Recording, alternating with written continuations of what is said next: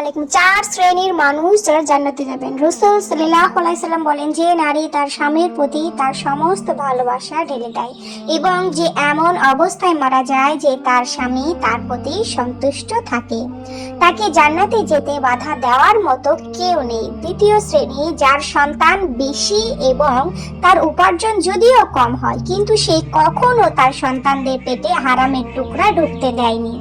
কিয়ামতের দিন তাকেও জান্নাতে যেতে কেউ বাধা দিতে পারবে না। তৃতীয় শ্রেণী, যে ব্যক্তি তার পিতামাতার সাথে ভালো ব্যবহার করে এবং তার পিতামাতা তার উপর খুশি এবং সন্তুষ্ট থাকে।